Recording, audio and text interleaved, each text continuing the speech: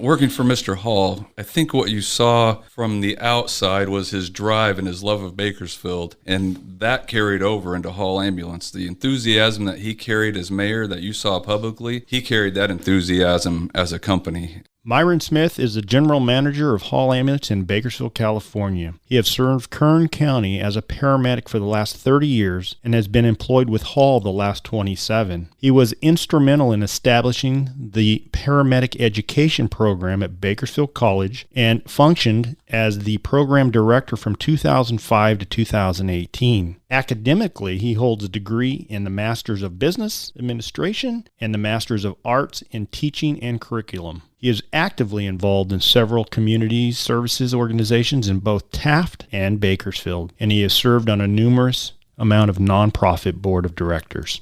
Beth Cornell has been working in human resources for over 10 years. Her bachelor degree is in cross-cultural studies, and she maintains a PHR-CA certification. She has worked for Hall Ambulance for the past 2.5 years and previously worked in HR at manufacturing and industrial companies. Beth started in HR by chance and fell in love with it. Her current focus is on recruiting for emergency medical services through the pandemic.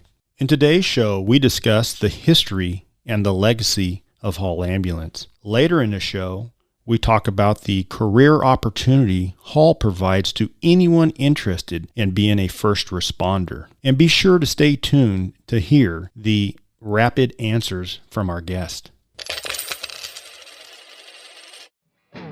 Welcome back to the Our 2 Cents podcast, the show where your local professionals sit down with an array of guests to hear their story and impart some wisdom for both business and life-improving skills. This is your place to hear business and community leaders discuss relevant topics that matter to you. And welcome to the show. This is Our 2 Cents. My name is Troy Burden. I am your host today of today's show. We may have a special guest, a new co-host with Our 2 Cents, Dave Plivich. He's running a little late. He's got some stuff going on today, but he may bombard us in the middle of this podcast, and we're welcoming him. So if that happens, I look forward to it, to share a little experience with Dave. It'd be our first show together. We really are happy to have him aboard. Before we get started today, I'd like everyone to go back and check out our last episode. Scott Hansen actually interviewed Dave Plivich and a little bit of his history and his bio. And that's what we're doing now with our co-host, getting a little information out there so people can get to know us. One more thing, please touch base with us. We want to communicate. We want to know how we're doing. We'd like to know what you'd like to hear. Check us out on our webpage.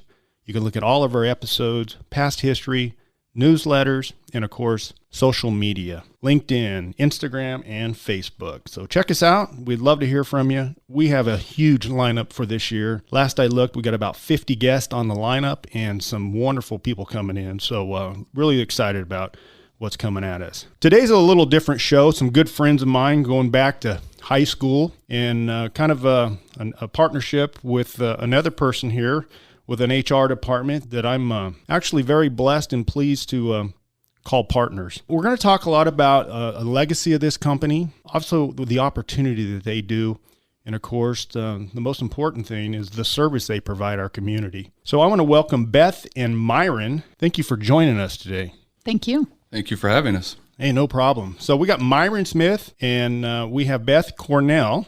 They're both with Hall Ambulance. And before we get into Hall Ambulance, we all know who they are, unless you just moved here last week. They serve, I'm going to guess, because I've seen it, 95% of Kern County. Yeah, roughly. That's a pretty big county, right? That is. It's a large landmass anyway. Sure. Before we get started, I want to talk a little bit about you, Beth, being an HR generalist. Senior HR generalist. How long you been with Hall? Kind of talk about your duties, and then we'll get into this guy from Taft here in a minute. I've been with Hall Ambulance for 2.5 years, and when I came in, I was hired to help revamp their recruiting. So I've been recruiting with Hall Ambulance for the past 2.5 years. I have hired over 200 people since I started work there. So it's a great opportunity to just dive in and recruit people that really make a difference in our community. Has recruiting always been a passion of yours? Is it just something that you acquired as a duty in the HR department? Yes, I enjoy every aspect of HR, but I really enjoy recruiting because the people are what make the difference in your company. So I love being on the front end of helping to select those people, bring them on board, give people jobs. It's a really great opportunity. Well, I think you're doing a great job, and we're going to get in some depth of some of the opportunities here in a moment. We'll go ahead and give Myron a little bit of airtime here. Myron and I go back to Taft. We were both Taft boys, and I know your father had an ambulance service out there. And so talk to me about how you took the leap. I don't want to call it the leap, but obviously fast forward from working in Taft with your father to Hall Ambulance. Yeah, I worked in Taft with my father, and when he decided to retire, we kind of discussed what we're going to do as a family, and he said, if I sell to this company, what are you going to do? And I said, I'm going to go to work for Hall Ambulance. And he said, if I sell to Hall Ambulance, what are you going to do? I said, well, I'm going to go to Hall Ambulance. And that was March of 1995. I went on my first ambulance call when I was around 8 years old, hid in one of Dad's ambulances. Rode along with Mom and Dad. Dad was a paramedic. Mom was a paramedic and a nurse, so that was all I ever wanted to do. While I was going through college, Dad made me go to paramedic school. Continued on, came to Hall Ambulance, started as a field paramedic, and there is lots of room for growth and career growth at Hall. Started as a field paramedic, did that for a couple of years, progressed to field supervisor, did some special projects for Hall Ambulance, and then I was the instrumental in starting the flight program, the Hall CCT, in 2001, and I did that until 2018 when I became the general manager. I've been functioning as the general manager at Hall Ambulance since November of 2018. Congratulations. Thank you. I've watched you myself go up the ladder, and hats off to you. I didn't realize your mom was in the world as well. Oh, yeah. So was my grandfather. Yeah. See, I didn't know that. That's why we do these. Yeah. Grandfather was a justice of the peace in Wasco, and then he ran a volunteer ambulance service in Shafter and Wasco. So wow. That's where Dad actually got his start. Thank you for your service, both of you, and of course, all Hall Ambulance employees. We do appreciate you being a first responder. I have no idea, even though I talk to some of your employees day in and day out. Most people don't have any idea what they deal with on a day-to-day basis. And here recently, obviously going through a pandemic, I know things are off the chart. And, I work closely with your HR team, and I know the struggles of recruitment in any occupation now. And first responders, you're a little more selective. There's qualifications, of course, and education also, and we're going to get into some of that. But let's go back and talk about a little bit of the legacy of Harvey Hall. We all known him as mayor of Bakersfield, but in most cases, we've known him as the founder of Hall Ambulance way before the mayor days. You guys probably may have known him firsthand. I did not, but obviously I know a lot about his legacy. But give us a little idea of what it is to work for a company that has the roots family-owned and the history that he's laid out for you, and any opportunity for anyone else to come aboard with Hall Ambulance. Working for Mr. Hall, I think what you saw from the outside was his drive and his love of Bakersfield, and that carried over into Hall Ambulance. The enthusiasm that he carried as mayor that you saw publicly, He carried that enthusiasm as a company. He would constantly go back to his roots of when he started, from being an orderly at Mercy Hospital to taking an ambulance ride on a dare, worked for Flint Ambulance for 10 years based off of that dare. Then he went up and down the state trying to buy an ambulance service, and then he decided that Bakersfield was his home, and that's where he wanted to start. And he tried to do everything to perfection. We tease at Hall that it's the Hall way because there's a particular way of doing things. He used to always tell me, the glass has two sides, so wash both sides.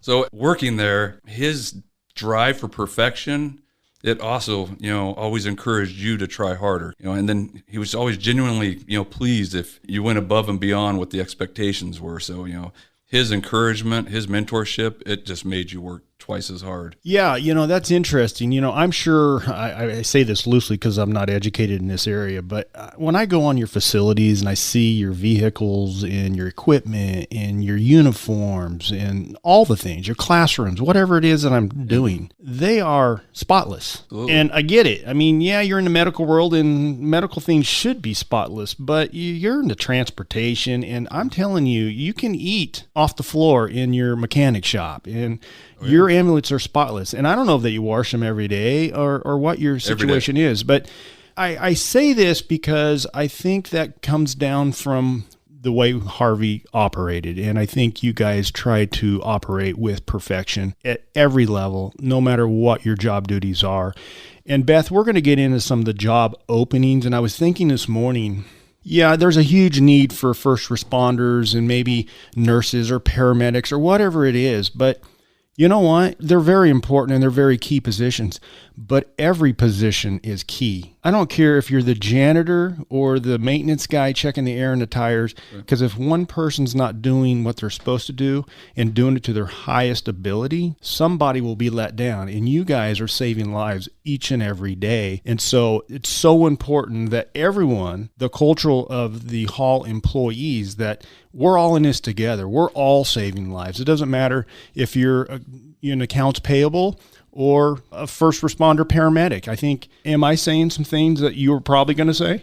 Oh, definitely. That's correct. Am I stealing your thunder? No, they're all important. It's very helpful to have a maintenance team that does detail the ambulance inside and out before every shift, and a supply tech team that puts the exact right amount of each supply in its exact place before the shift starts. So the EMT and paramedic can clock in, check out their vehicle, and get on the road so that they're not wasting any time getting out there and helping to save lives. And out of our employee base, right around a quarter is support occupations. So other than EMT and paramedic. So we have a big support operation, and it's really helpful to have that team atmosphere where everyone is working together to serve the community. Yeah, it's definitely a team approach, first-class approach. Outside looking in, it is a well-oiled machine from what I can see. You do a very good job, and we appreciate your support. So, with that being said, let's talk about opportunities at Hall. What is the wow factor right now? I mean, what is the most exciting thing you as a recruiter, you just met me, first time,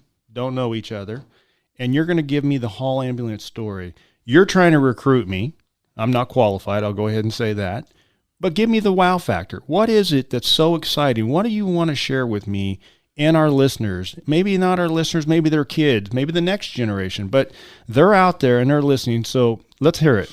Well, Troy, I think you should come work for Hall Ambulance because Hall really has an excellent internal promotion path, a career path for people to start out with Hall without much experience in a job where they're doing maintenance or doing supply or starting out as an EMT and really grow their career over the years. So entry-level job could be a receptionist, could be a shop, cleanup, automotive, communications, whatever. Not a heavily sophisticated, or the qualifications are entry-level. That's right. You have to have a high school diploma, a pretty clean driving record, and you can start with us. We have ambulance detailers that have gone on to go through our EMT Academy and later become paramedics.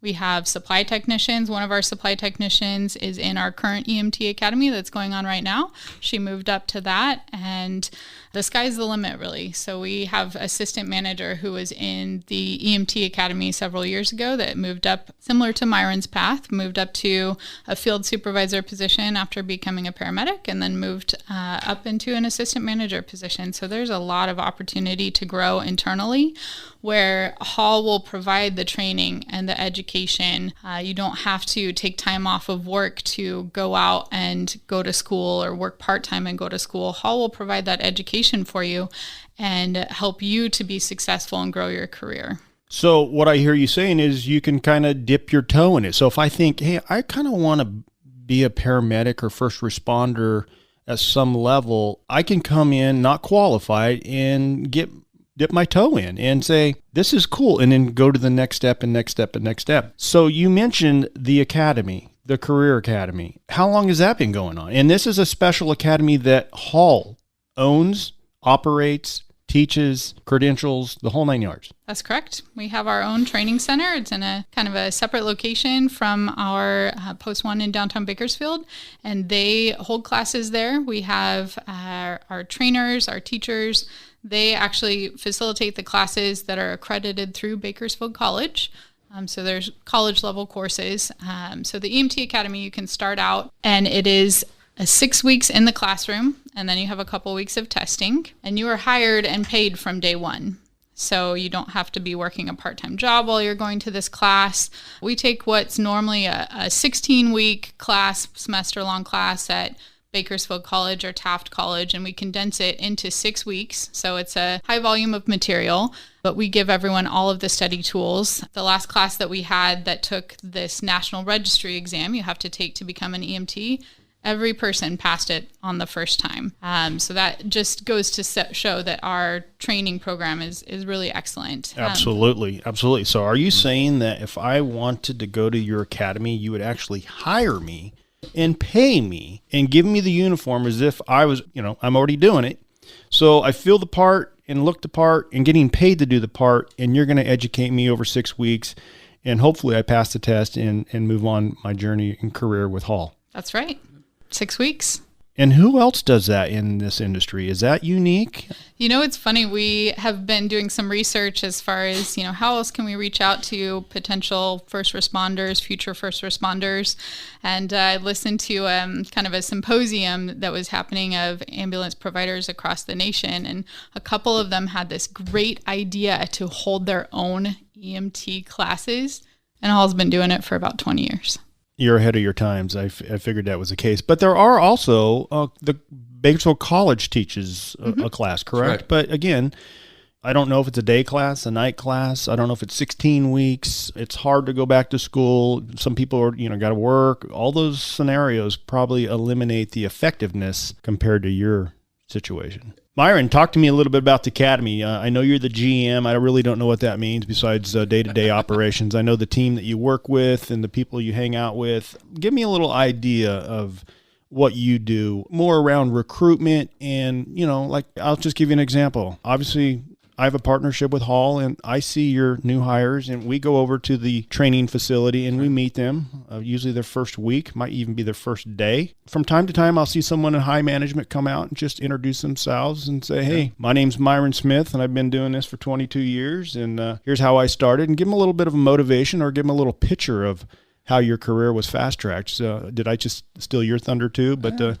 tell me a little bit about yourself or the rest of the management, how you handle these, I don't want to call them interns, they're not interns, but these new recruits that are going through the academy. When I come and visit with the academy, I don't look at it as they work for me. I work for them, right?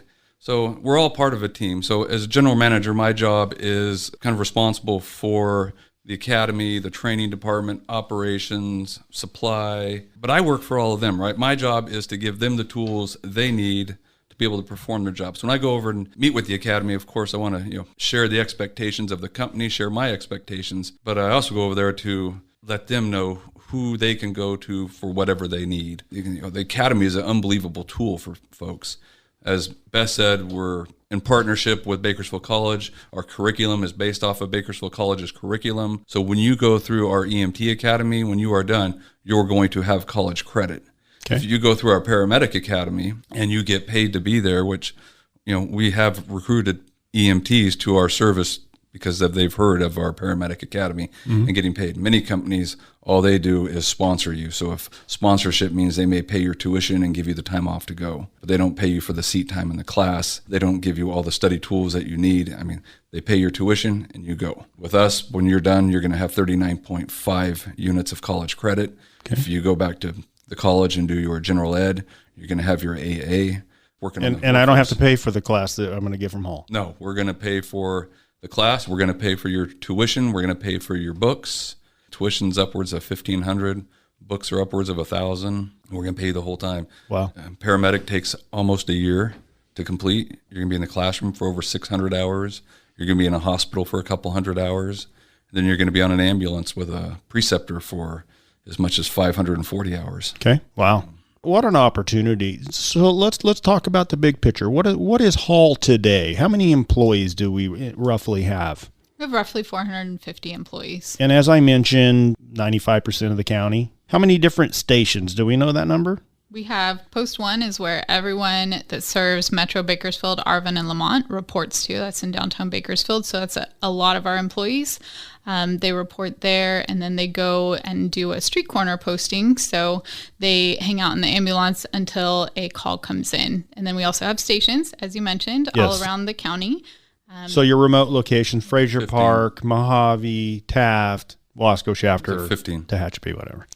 All of them. And if I'm not mistaken, I want to say a few months ago, I knew and read that you acquired a new area in a little north of Bakersfield, McFarland and Delano. We did in Delano. It was October, right in the middle of the pandemic, but we're excited to bring service there, excited to bring Hall Ambulance to those areas. And so you acquired a company up there, I'm assuming, and their employees and equipment and so on? Yes, that's right. Those that wanted to come to Hall Ambulance, the equipment, we kept some.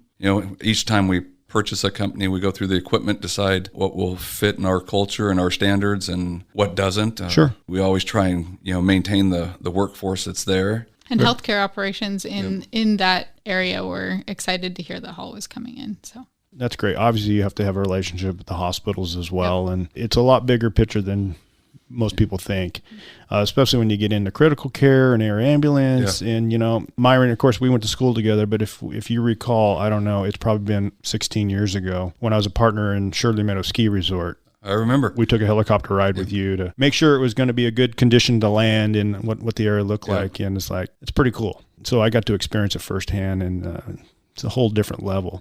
So, Beth, how many jobs are available right now? Well, we have our EMT Academy that we're recruiting for. We actually did just close applications for that. And is there a cap on that? What's your classroom size look like? It can vary from 10 to 30. So we have space for 30.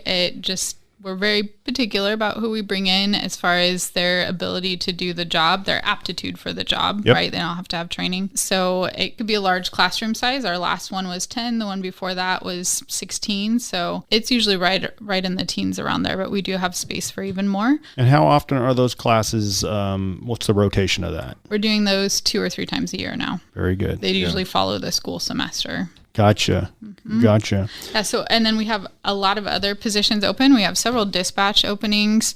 I'd say we probably have about 15 to 20 openings other than the EMT Academy right now. Well, let's talk a few of those. I noticed on your webpage that you had some things like a dispatcher, which is a communication specialist. That's correct. Our dispatchers, they start out as a trainee. So again, no dispatching experience is necessary, just good communication skills and ability to multitask. And they get trained to work in the dispatch center, taking calls, talking with patients, and dispatching ambulances. I don't know this, so I want to just be very layman here and ask you a silly question maybe. Your dispatchers, are they talking to 911 operators when they're dispatched? Is that how that works? So with our dispatch center, we do have the ability to talk to the 911 dispatchers. In Kern County, it goes through ECC, which is County Fire. Typically, if you call on your cell phone for a medical, it'll go to CHP. They will transfer it to the Kern County Fire Department. ECC is a partnership between Kern County Fire and Bakersfield City Fire. So if they take a 911 call, our computer system at Hall Ambulance and the computer system at Fire are linked. So when they take a call that is in our area, and our dispatch center dispatches for 100% of Kern County. The ambulance services that are not associated with Hall, we dispatch them as well. Wow. So when ECC takes a call, a request for a response, it automatically populates into our computer and gives us an alert in our dispatch center. And then our dispatchers are also trained in emergency medical dispatch, which is trained you what questions to ask and how to go through that if somebody calls for help.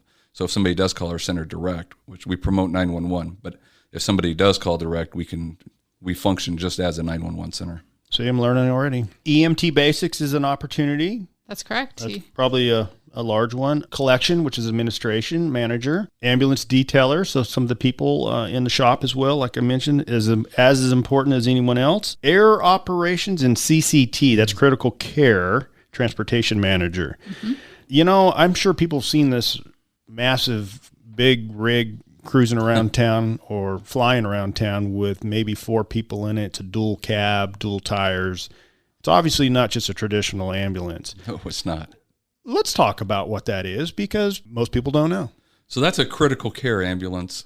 Most of the ambulances in town are either 2 EMTs or an EMT and a paramedic. That behemoth, if you want to call it that, has a highly trained EMT, a highly trained paramedic, and a highly trained nurse. So that runs a 3-man crew. That ambulance is actually set up to take care of the most critical patients. Its primary mission is typically critical patients between hospitals. So if you are in critical condition, say Adventist Health or Kern Medical or Mercy Memorial, and you're going down to USC Keck, UCLA, Got it. That is the unit that's going to come and So I might need transport you. life support and a nurse, a lot of machines, if you will, and that's Yes. what. Okay, And the nurses that are on that unit are all high experience and usually ICU and ER. And is your ambulance the same outfit, if you will, meaning mostly, obviously you respond to emergencies, but transportation to maybe another facility, even If they're and close you would to- use air probably because of the urgency of timing. Is that correct, Yes. or the distance? Yes, and with the air one for trauma rural areas to increase the speed at which they get to the hospital with a ICU level team. Yeah. But as well, if you're going from hospital to hospital, it's decreasing the out of hospital time. So if you go by a ground critical care unit, the transport time might be 4 hours, where in the air it's going to be an hour and a half. Sometimes those hours matter, those minutes matter. Absolutely. Traveling on the ground is unknown these days. Yep. Very cool. Air ambulance. How many? Do you have 1 unit, 2 units? We have 1, and then we actually contract with Air Methods to provide us with the air operations. They're the Part 135 holder, which is a FAA certification. They provide that for us. We have 1 helicopter with 4 pilots and 2 mechanics. Very cool. So Beth, one of the things that jumped at me when I'm looking at your recruitment page today is $20,000 bonus. $20,000 for paramedics. That's and a very, very, very nice bonus. Yes, it is. I was thinking that's a misprint. It should be $2,000, but you informed me, no, that's correct. That's correct. $20,000. So across the nation, there is high demand for paramedics. Okay. It was like that prior to the pandemic, and it is even worse now with the pandemic. So we're just trying to do our part to bring the best to Bakersfield and the surrounding Kern County. So obviously there's a shortage, and you're trying to draw, recruit, and retain. Yep. And I don't know if this was Surface or somebody else that I was speaking to, but you guys utilize a term, and I'm pull this out of my memory, strike employees. Is that correct? That's correct. I got lucky. Well, we had strike teams. Strike team. Yeah, we had strike teams that were here. We still have strike teams that were here. During the pandemic at the height, there were actually strike team ambulances here. So you might have saw ambulances that you normally don't see in Bakersfield that were brought here to help. And now we've transitioned away from the ambulances, and we have temporary workforce here. So we actually have temporary paramedics that have come and are working on our ambulances to help augment our staff. So people could be from another location, another state. They come here and they serve for a amount of time with their equipment, whatever. It's just because the demand is high and we don't have the people to cover. And call volume has gone through the roof since the pandemic started, and had a lot of people move to Bakersfield too. So let's talk about call volume. Obviously the pandemic, you probably never seen that level of calls. I don't know we've ever been through what we just went through, and hopefully I can say that we went through and not see the cycle return. Hope so. But I also know sometimes you guys get calls that probably you shouldn't be responding to, or, it's just not quite really an emergency. Have those leveled off, or do you still see it at a very high level? No, it's still high. It's come down some, but it is still high.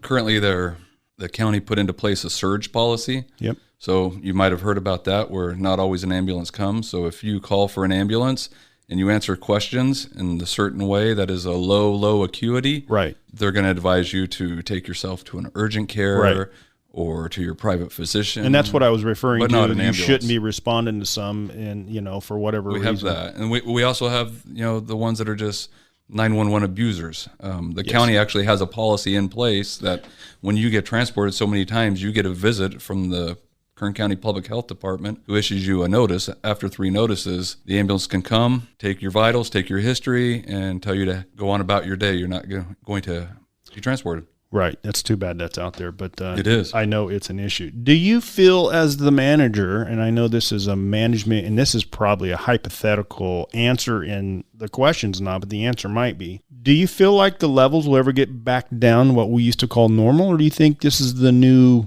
you, if you will, the new system? You think it's just going to be elevated from now on and I'm not trying to hold you to it. No. We had a few weeks where I thought maybe it was going to come back down and come back to what was normal, but I think somewhere in the middle is where the truth is going to be from what I'm seeing. In my role, I see it too. Utilization was low when first COVID happened, and now it's high because a lot of things were prolonged and postponed, and we're seeing that surge now. And quite honestly, you guys know this. There's people that were scared to death and were afraid to leave their home and not even filling prescriptions. So the health, and then we can get in a whole podcast about mental health because of the impact of that abuse and addiction and mental health. Some of these things. And we're not the only ones that are faced. This is not the only county that's faced. This is a nationwide shortage. It's a nationwide problem. California Ambulance Association recently did a study where they determined that California is short about 7,000 first responder ambulance crews. And that's just the ambulance sector, first responders.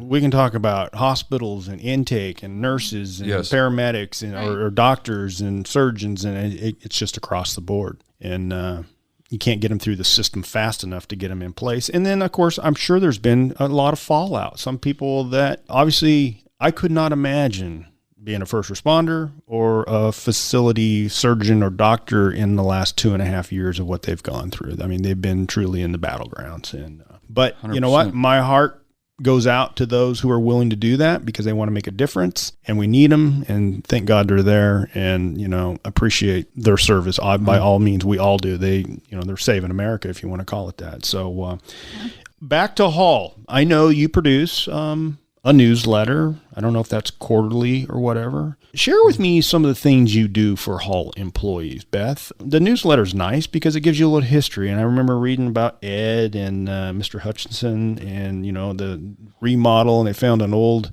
50 years ago that they wrote their names on it when it was just three amigos, and, where we are today. And, we'll just give Ed a little shout out and our friend Mr. Hutchinson. But how long have those two guys been around? Oh, so Ed Smith and May will have been here 50 years. I think he came. And they're in your 51 years.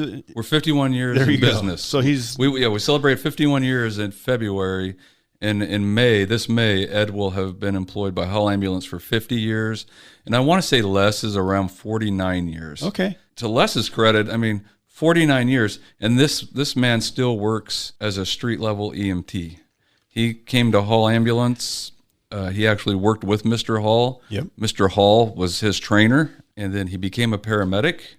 And there was a point in time when he decided being a paramedic was not for him anymore. Okay. Went back to an EMT, and Les currently works on our critical care unit, but he's still working shift work. I had no idea. I figured he's sitting in a big office somewhere. Yeah, because Ed was paramedic number 3 in Kern County, but he operates our radios and like a radio technician and in that capacity. So there's two legacy guys, if you want to call it. When I go into your office, what do you call that, Beth? Station 1?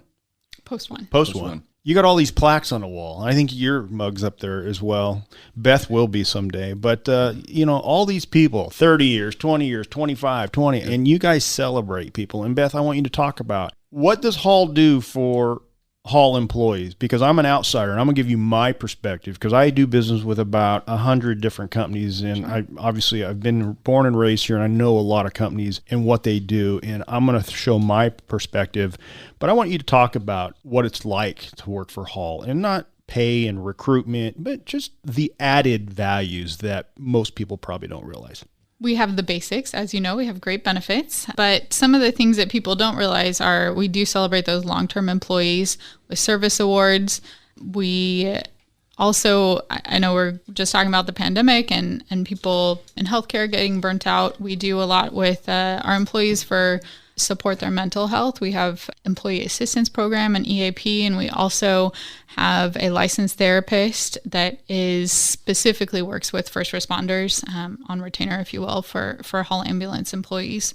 But some of the other kind of, I guess you could say, smaller things that we do for employees that I have heard from our employees that they really appreciate are things like if they're delayed at the hospital for 2 or 3 hours and man, they've been working for 10 hours and just have not gotten a break to eat their lunch or grab something. The supervisor will say, hey, you've been here for 2 hours. Let me go get you some tacos. And the supervisor will bring tacos to the hospital for the employees that are just waiting with their patients to turn over their care. We're doing a big company barbecue in a couple months. So we're excited about that because we finally can get together after the pandemic. So that's pretty exciting. So Hall has done a lot of those type of things in the past. We celebrate National EMS Week. So every day there's ice cream sandwich or cookies or, a burger or something like that. It's pretty cool. Hand out T-shirts or whatever else to the employees. And they seem to like that. It's kind of an exciting time where we celebrate them because they give so much to this community and to the company that we want to make sure that they're appreciated. No, so an outsider looking in, obviously I work with your HR department on the benefits, and I will tell you I'm familiar with a lot of employers, even if I'm not their agent. I know what kind of programs are out there because that's what I do. And I will say this, the Hall Ambulance benefit package is first class, second to none. And I don't see those benefits anywhere. I've never met any company that pays long-term disability that's covered for the employee. Like the employee pays nothing into it. That's unheard of. And things like not only your great benefits, but the cost of some of those benefits. Hall is paying the majority of all those premiums, which is amazing. And I'm talking even the schools and some of the government jobs here. It is outstanding benefits. And I take my hats off, and I take great pride to being part of that program with you folks.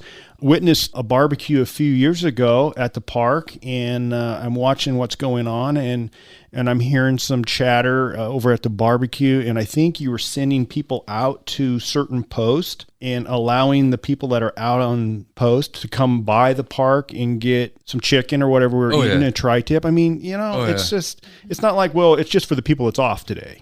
No, because for you're everybody. Never off. I mean, everyone's... Exactly. Thanksgiving, we usually send our crews. We have a place here in town that we have everyone come to for a Thanksgiving meal if they're working that day. Yep. But we also plan in advance, and the day before we'll send pre-made meals out to all of the stations so the station crews can have a Thanksgiving dinner. Honey baked hams meal for Thanksgiving. Very nice. Christmas. That's so cool. And I know you celebrate all the holidays. You guys go all out on the holidays. You can tell when the holidays are coming around. Christmas comes. Yeah. Mr. Hall was Mr. Christmas. I know. Yeah, there's a wreath on my door the day after Thanksgiving. Yep. It's fabulous. Well, again, outsider looking in, this is a first-class opportunity. And for anyone that has any desire to think about getting into the first responder world, man, you actually make it easy. We try. I'm just thinking, speaking to my kids, it's like, get in on an entry level and work your way up the ladder. Maybe you don't want to be a first responder, but there's management opportunities. Myron here, I know it's shocking, but he actually made it up into the management position, and hats off, because I know a lot of us that went to school together never made it that far. That's fact. But no, I appreciate you, buddy. I love you taking a bullet for me. I got to pick on somebody, but it's all good. You two, I appreciate you, and I would love to continue to share the word about Hall Ambulance, the opportunities, and of course, the reward of serving. And, we don't talk enough about the reward, but you do recognize people. And I know occasionally you might post it in the magazine or whatever it is, when somebody was in a critical situation, maybe a trauma situation, and one of your paramedics saved their lives. And after recovery, 5 months later, they come and meet that person. That's what it's all about. Job satisfaction. And I got to tell you, the paramedics and EMTs, that's the highlight for them. When that gets to happen, when somebody comes back and says, thank you, I want to meet you, that's golden for the paramedics and EMTs. Right. Even just an email, a phone call, hey, this team came to my house and they did an excellent job. man, that goes such a long way. They have a hard time of it some days, so it goes a long way for them to hear those compliments and have that job satisfaction of the people they serve. Yeah, it's not an easy job. It's a complete, what I call a passion. It's one of those things, you got to really love what you do, because there's plenty of things in the world to do, and this is something that you got to be drawn to, and you got to understand the reward, and it can be so lucrative as far as the feelings of saving someone's life or family or whatever the situation is. And so that's amazing stuff. Anything else you guys want to share with us? We just appreciate you having us on here today and getting to talk about Hall Ambulance. Like you said, everyone sees the blue and orange, and they know about or hears it. Mayor Hall, or hears it. Yep. That's right. But the company really does care about their employees and wants to serve the community. So Beth and Myron, this is the time that we're going to do some rapid fire questions. I don't know that you've seen these, but we're going to probably put you on the spot. And we're going to do ladies first. Ladies first. Because she probably doesn't want to do this, so we're going to put her on the spot. My mom wouldn't be happy if it wasn't ladies first. Beth, what book do you have to read and why? Where are you at on that? You know, it's been out there for a while, but I really like the book Originals by Adam Grant. He's written a lot of popular books, and I think it's a good book to read for any business leader that tends to go against the grain. I think it helps them understand themselves, and, you know, usually your leaders that are like that are the ones that keep pushing the bar further and just keep reaching for the stars. But people or processes can get in their way, so it helps them understand how to navigate those. And it helps other folks who work with people like that to understand them. So, and you do really a lot of reading? I do a fair amount of reading, yes. So does Myron. We like to read books. So does our... I'm a big reader. Are you? Mm-hmm. Oh, yeah. Another great accolade coming out of Taft. So yeah, that's a plus. Let's go to Myron. If you could be remembered for one thing, what would it be? Helping people, making a difference, helping people. So let's talk about that. So you're telling me you're in the business because you were making a difference. That's right. You were helping people.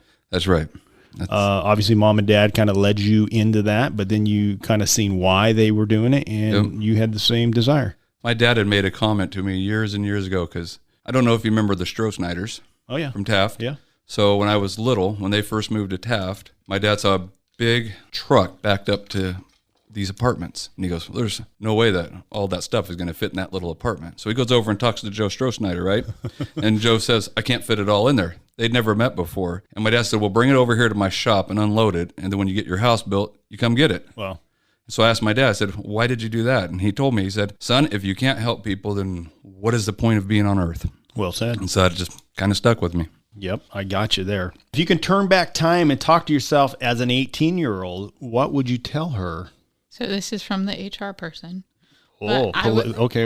I would tell my 18-year-old self that all of those job opportunities that you think are just, to get you through the summer or to get by or just until the next thing, I would tell myself how valuable those are. And I tell a lot of candidates that come through my door, don't undersell your customer service experience. Don't undersell your experience washing dishes. All of those jobs will teach you the value of hard work. They teach you how to work with people. You can learn so much from those jobs that will benefit you later on. So I tell everyone, don't undersell that. It's really important. And I would tell myself the same thing. Beth, I can't agree with you more. I guess taking things a little more serious than just a job or an income, a true life lesson, stepping stones to where you want to go. And it could even be forward or backwards, but because, if you're not failing, you're not doing anything is my philosophy. Yeah. And so I look at that too. I look back to my first, second, and third job, and I haven't had many. And I remember things today that I learned back there. And my first job was working in a butcher shop, cleaning up after butchers. Mm-hmm. Sounds like fun, huh? Oh, yeah. And I can't tell you how much I learned. Yeah. So, it's very well said. Here's a great one, Myron. What's your biggest failure, and what did you learn from it? Oh, my biggest failure? Probably my first marriage. Well, But what did I learn from it? I learned how to forget. I learned to listen to my inner voice, right? Listen to my gut. Usually if you have an instinct, there's something to it. I got you. But I did learn that life's too short for any kind of anger and hate. I can't agree with that comment more. Beth, here we go. You're going to love this one. What's the common myth about your job and field of experience or expertise?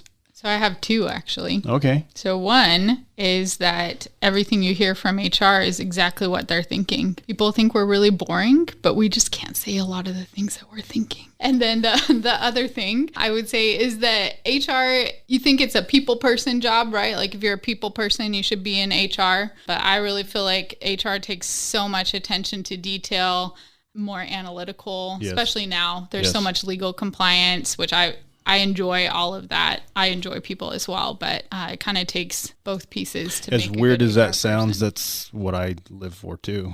Exactly. That's why we talk our own language and we Exactly. all hang out in our own circles. So, hey, Myron, if you won $10 million tomorrow, what would you spend it on? A tax attorney and financial advisors. Yeah, I agree with that too. Hey guys, again, it's been wonderful. It's been fun. Appreciate you both and your service, and look forward to watching you guys grow and do great things in Kern County. Thanks again. Thank you. Thank you.